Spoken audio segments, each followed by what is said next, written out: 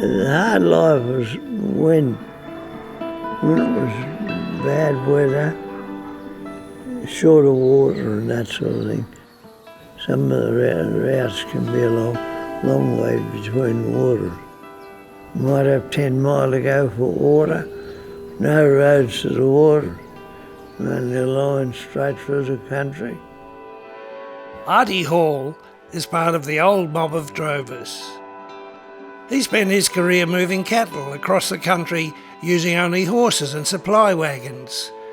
He's twice had his knees replaced, but that didn't stop him riding. I've had 20 good years out of them, and that's what does it to you. So can't condemn them, can I?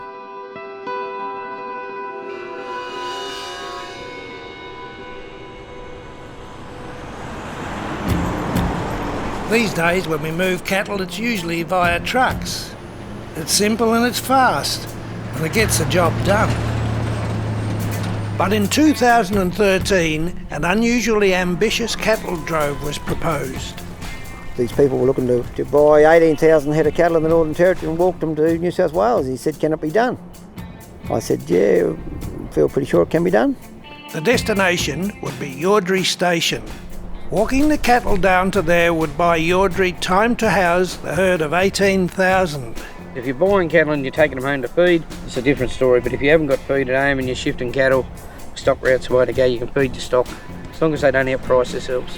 It was expected to cost $1 million and take nearly a year, and it would be the biggest cattle drove in a century.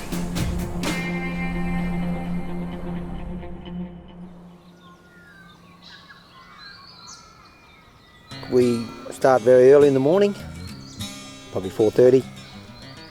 We try and sleep the sort of same type of hours what the cattle sleep. Then there's lots of jobs to be done, packed up, dogs have got to be put away, breaks, camp, all organised at one. Try and get the cattle out as close to daylight as we can. The drovers herd the cattle like oversized cats. Nudging them in the right direction, the herd will stick together. We've got heaps of mobs out there at the moment. You know, we're all doing our 10 kilometres a day average. That's 10 kilometres a day on a journey of well over 3,000 kilometres. Bill and his team are moving a mob of 1,500 cattle on horseback, just as drovers have been doing for generations. But even this historic drove makes use of old and new technologies. They use modern conveniences because they also have to deal with modern inconveniences. Today, the mobs will be travelling through main roads and have to deal with traffic. Most people are pretty good, but there can be some really rude people that just think 5 minutes of their day is too long to slow down through cattle. You know, the cattle are used to the traffic, and so that doesn't really worry them that much. The cattle don't get spooked by cars. You can drive slowly through a mob and they won't mind. But the cows will move for dogs. They work hard, they run fast, and in fact most drovers have several dogs that they can cycle throughout the day. I don't honestly know how people get along without dogs, to tell you the truth.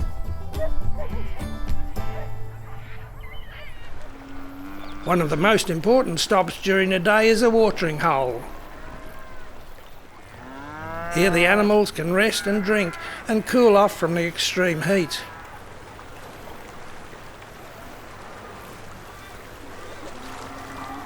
This mob are watering in a forest.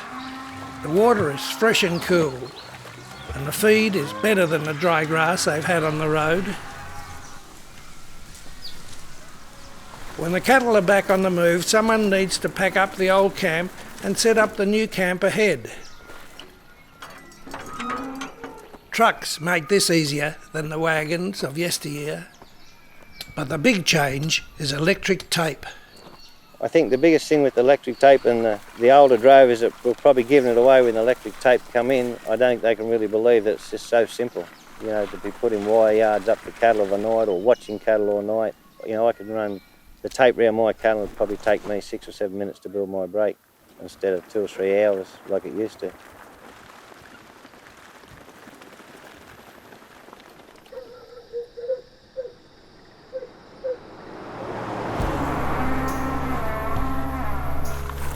The next morning the tape is taken down and the cattle moved out once again. Up ahead is the first challenge for today, a bridge crossing. The drovers will have to work carefully to make sure the cows actually travel on it and discourage cows from going down into the embankment. But it's hard to stop thirsty cows from wanting to take a drink.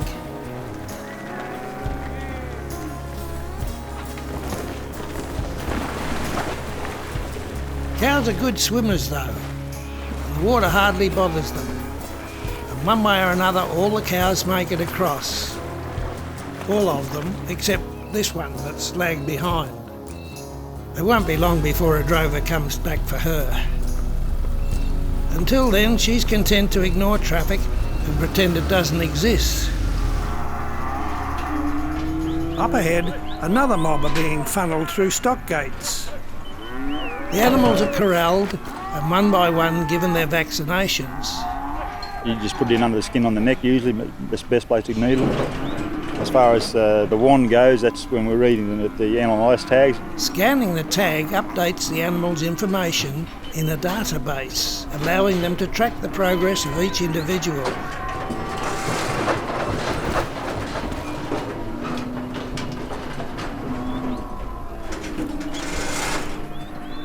By now, the drover's 7 months along. Drovers are freelancers, so some have been on the trail for a couple of months, while others have done the full trek.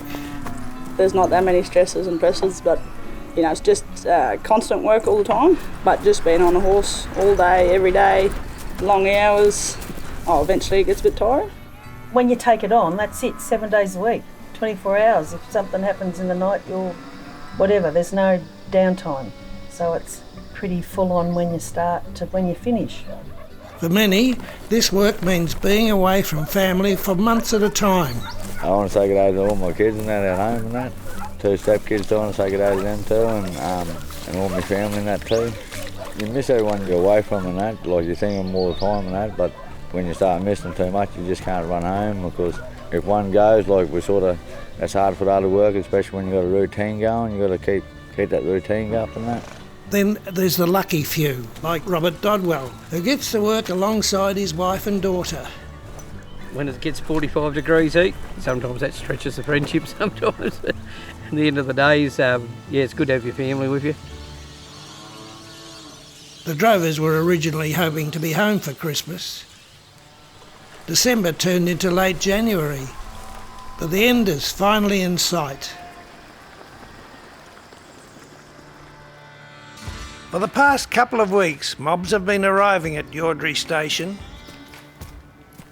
Today is the last day for this crew's journey. For the last time, they'll pack up camp, saddle up and move out.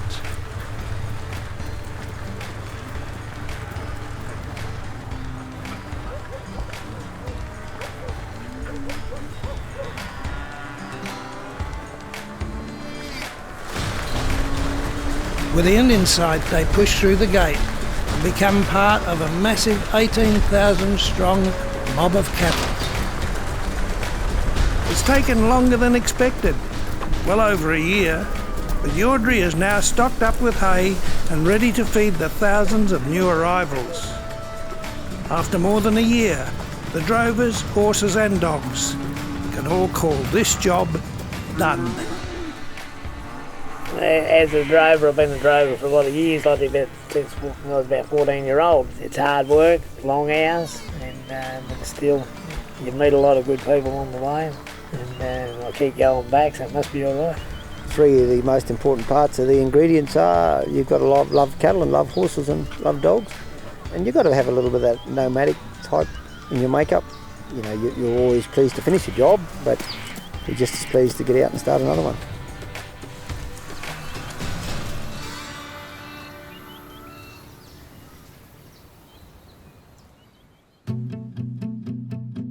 So for those that have been following the progress of highway cattle will know that for the last few years, there wasn't any. We finished shooting back in 2014, and instead of turning into an hour-long documentary, the project just faded away. Until now, when we made this short version, because we felt it was important that we fulfill at least part of our promise, if not all of it. We're sorry to those we kept waiting, and we're sorry for keeping people in the dark. We should say thanks to everyone we spoke to, not all of whom we were able to find a place for in this short version. Shooting highway cattle was a delightful experience. The country was beautiful, the people were amazing, and it showed us a working part of Australia that we really took for granted. And if nothing else, we hope that you'll appreciate it a little bit more too.